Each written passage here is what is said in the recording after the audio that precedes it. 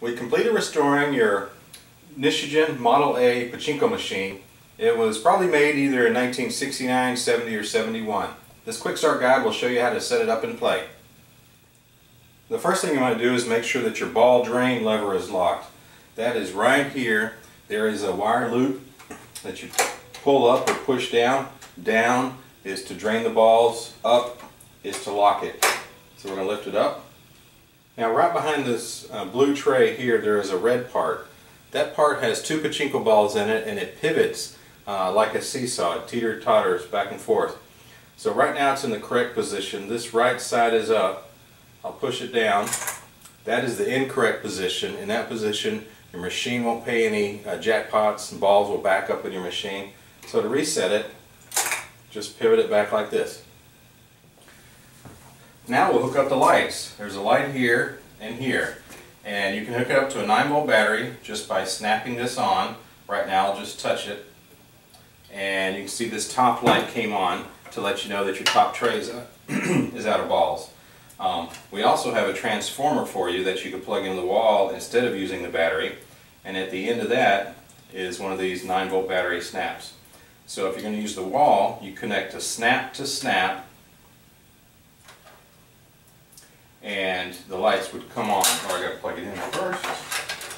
So I'll plug it into an extension cord, and then if I do snap to snap, the light comes on.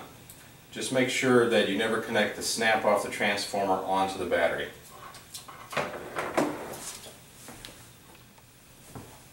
Now we'll add some balls to this top supply tray.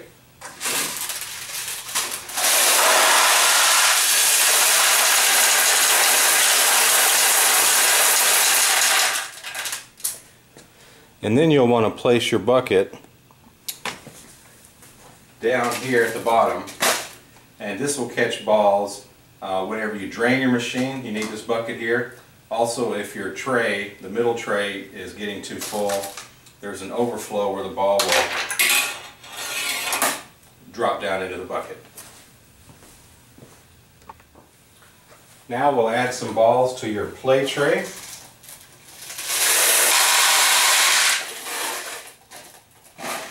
To play Pachinko, you just take your index finger, set it up against this chrome post here called the finger rest bar, place your thumb on top of the flipper, pull down, and then quickly slide your thumb off the flipper. The spring will pull it back up, launching a ball out onto the play field. So when you launch the ball, it will go around this track. There's a bumper here. It can hit that bumper and bounce off and then fall down. The object is to get it to go into one of these pockets or tulips. And if you do, you get a payout in jackpot. We'll see that shortly. This top tulip up here right now is open. If we get a ball to go in there, it'll close. Same with these. We'll watch what happens.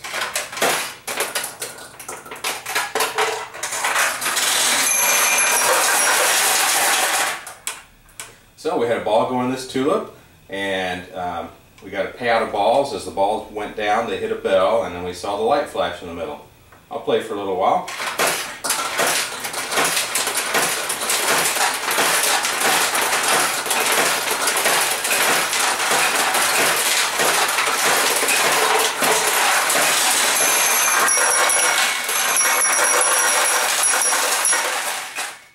Okay, we got several jackpots. We actually had a ball kind of stick right here. You can just tap the glass.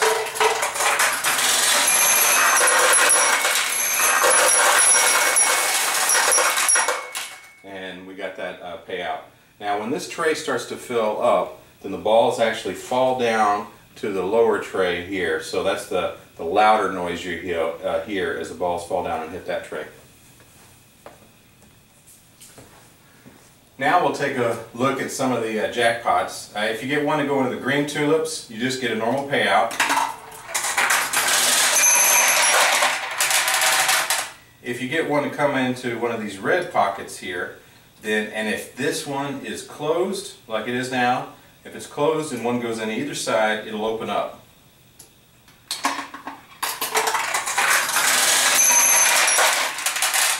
If it's already open and one goes in, it just stays open.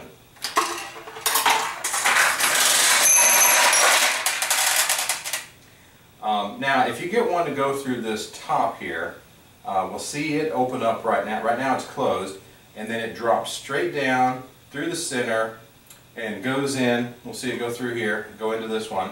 Now, if I drop it with the glass open, it'll likely just fall straight out. I'll go ahead and drop it. Yeah, and it fell out. So you saw it open this one. Now I'm going to drop it through the center here.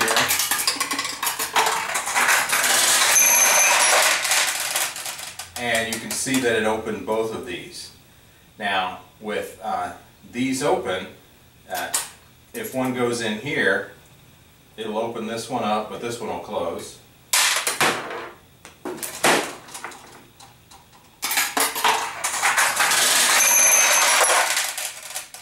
And then, of course, with this top one open, it's much easier to get one to go in here. And it would do the same thing. It would close it and it'd drop straight through. And normally that would go all the way through and get a jackpot down here.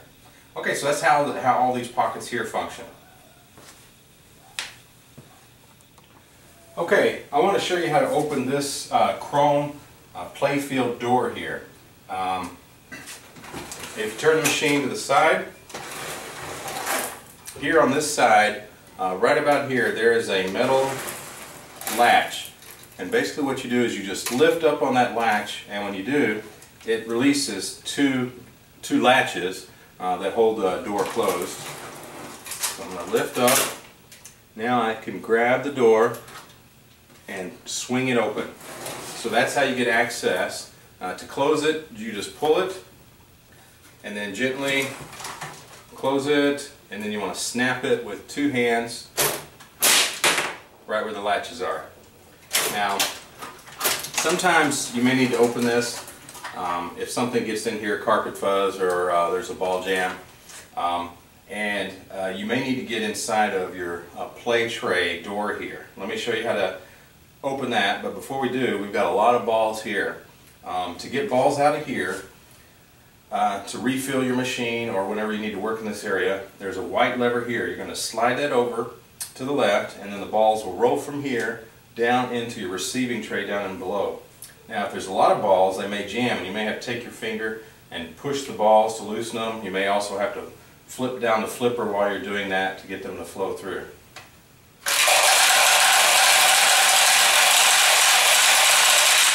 Okay, and they drop straight through this chute, this front overflow, which is why we call this the Nishijin Model A overflow, and it overflows right down the front. Okay, we have all the balls out of this tray now. We're ready to open the door. There is a white lever here. To open the door, you're going to lift up to unlock it. And when you lift it up, then you can swing the door open. Like so. When you want to close the door, you just want to pull it, and as you're closing it, make sure you lift up on that lever and then drop it back down to lock it. If you don't push it back down and you try and close the playfield door, it might not close because that latch may be in the way. So lift up and then push down and close. Okay, so when you open this up and swing it open, it'll give you access to the shooter assembly. So this shooter assembly, ball load assembly, it has an arm in here that loads balls into the shooter lane. I can see a couple balls in there now. You can get a magnet and pull them out. This cover here opens. It's got a latch here and a latch underneath. So you need to carefully pry it off and then swing it. There's a plastic pin here that it's a hinge, and so it'll swing on that plastic pin. You want to be careful not to force it. Now, these plastics are real old and you don't want to break it, so I'm just going to pick it up. And since this has just been cleaned, it's nice and smooth opening. If this hadn't been restored, it would be a lot more difficult. Anyway, the one ball fell down. There's a couple more here. You could get those out with a screwdriver or however. And if there was carpet fuzz or anything, you can get that carpet fuzz out. There's also a ball in the shooter lane. It's hard to get to from here. So what I'm doing is I'm just going to shoot it up, and it's going to shoot up the lane, and then I'll just catch it. Or not. this lever here, if you don't have enough balls in the back, that lever will drop down and block the flow of balls into your shooter assembly. So if you ever see balls in your play tray and you can't play, it could be because that lever is down blocking it. That also happens, the light will also come on to let you know to refill your machine because it's low on balls at the same time that drops down. Okay, we'll close this on up, and now we'll empty the back of the machine, which will be the last part of this quick start guide.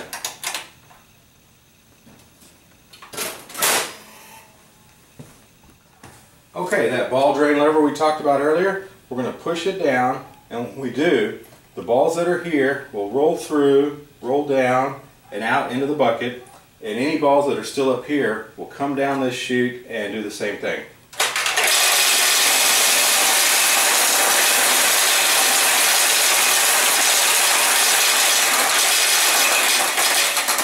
Okay, the light came on because we don't have any balls up here.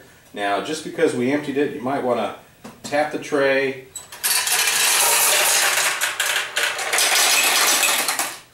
move this lever because sometimes a couple balls get stuck there. Okay, we'll go ahead and unplug the battery.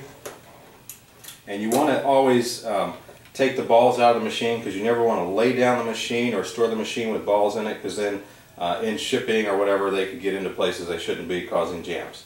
Okay, that concludes this quick start guide. We sure hope you enjoy your machine.